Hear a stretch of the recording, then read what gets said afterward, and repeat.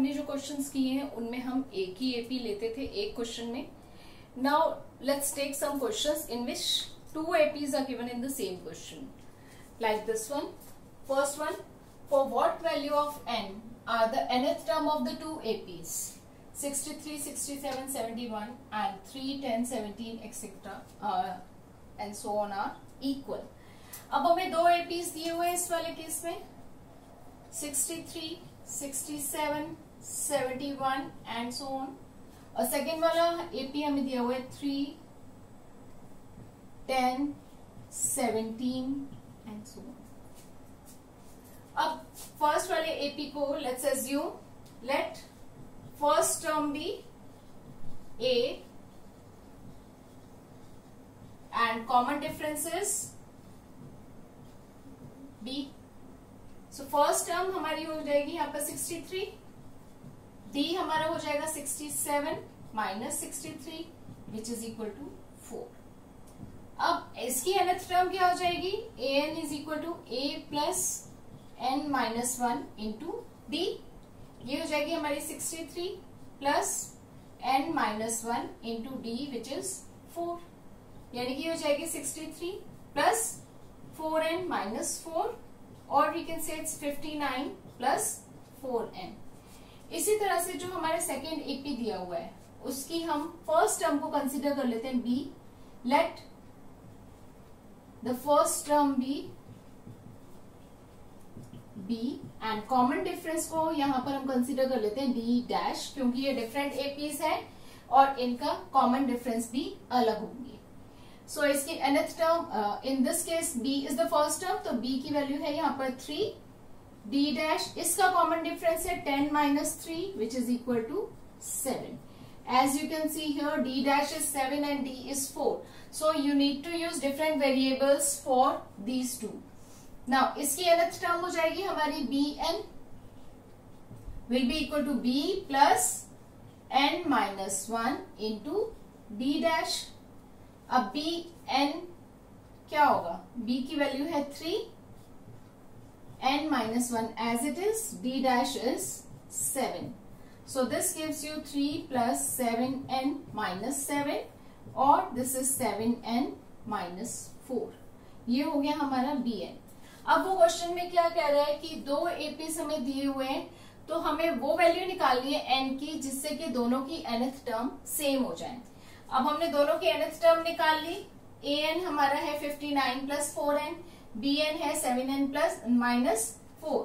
So according to the question क्या दिया हुआ है हमें, क्वेश्चन में वो कह रहा है कि दोनों एपीज की nth टर्म सेम है, यानी कि इसका an इसके bn के इक्वल है, an is equal to bn, यानी कि 59 plus 4n is equal to 7n minus 4. Transposing the terms, 59 plus 4 is equal to 7n minus 4n. So this implies 59 plus 4 is 63 is equal to 3n, or we can say n is equal to 21. n आ गया 21. Therefore 21st term of the two APs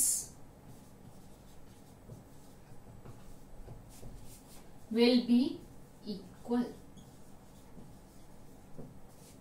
यानी कि ये क्या कह रहा है, इस वाले एपी की जो 21st टर्म होगी और इस वाले एपी की जो 21st टर्म होगी, इन दोनों की वैल्यू इक्वल होगी.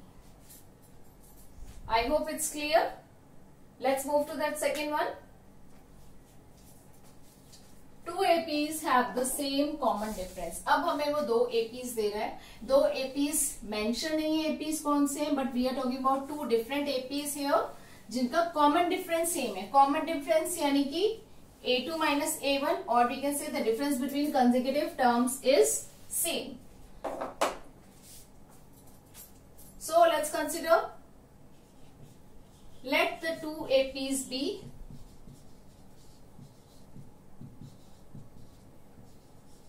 फर्स्ट वाला हम कंसिडर कर लेते हैं a plus D, a plus 2d and so on. And second वाला हम लेते हैं बी प्लस, क्योंकि कॉमन डिफरेंस सेम है दोनों का, इसका कॉमन डिफरेंस डी लिया है तो इसका भी कॉमन डिफरेंस हम डी ले सकते हैं, क्योंकि दोनों का कॉमन डिफरेंस क्या कह रहा है, वो सेम है. So B plus D, B plus 2d, B plus 3d and so on. अब वो कह रहा है कि the difference between their 100th term is 100, यानी कि 100th टर्म इस वाले एपी का जो है और इस वाले एपी का जो है, दोनों एपीज की 100th टर्म का डिफरेंस 100 है. यानी कि इसकी 100th टर्म हो गई हमारी A100 और इसकी 100th टर्म हो गई हमारी B100. इन दोनों का डिफरेंस हो गया A100 minus B100 which is equal to 100. So this is given to us. This is according to the question. A100 minus B100 is 100. And A100 is what? Applying formula for the nth term. An is equal to A plus n minus 1 into D. So A100 यहाँ पर क्या हो जाएगा? A plus 100 minus 1, 99D. So यहाँ पर हमारे पास आ जाएगा A plus 99D minus B100. Same way we get B plus 99D is equal to 100. So opening the bracket, A plus 99D minus B minus 99D is equal to 100. Here 99D gets cancelled. A minus B is equal to 100. Let's take this as first equation. Now what we have to find? Difference between their 1000th term. Means we have to find the difference between A1000 and B1000. So let's try to find out this. A1000, again applying the formula for nth term.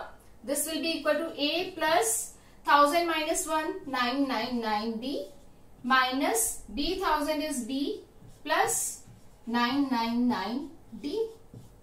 Opening the bracket, we get A plus 999D minus B minus 999D.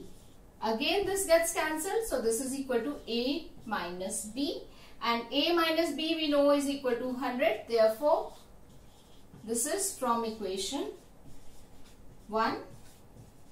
So this is equal to 100. Therefore the difference between their 1000th term is also 100. Why is this so? Let's consider a simple example. It says the difference between the consecutive 100th term is 100. So let's consider one AP in which I am taking, say, its first term is 1, next term is 3, 5, 7, then 9 and so on. In this case the common difference D is 2. Let's consider another AP such that the difference between the first terms is 100. First terms का difference हमने 100 लिया तो ये हो जाएगा 101, and D we are taking same. D अगर हम same ले रहे तो सेकेंड टर्म हो जाएगी इसकी 103, then 105, 107, 109 and so on. So now you can see here, हम अगर फर्स्ट टर्म ले रहे हैं उनका डिफरेंस भी 100 है, सेकेंड ले रहे हैं तो भी 100 है, थर्ड ले रहे हैं तो भी 100 है. Going on the same way 100th term जो होगी उसका डिफरेंस अगर 100 है, यानी कि किसी भी दो टर्म्स का डिफरेंस अगर 100 है तो 1000th टर्म का डिफरेंस भी सेम होगा, 1 lakh टर्म का डिफरेंस भी सेम होगा. So this question is in reference to this type of APs. So I hope it's clear. So the difference between their 1000th term is also 100. So I hope this one is clear. Thank you. We really hope that you liked our video as well as gained some useful info. We will continually post more and more interesting and informative videos in the upcoming future. So, please share our videos as much as possible. Hit the like button, subscribe to our channel, and don't forget to press the bell icon.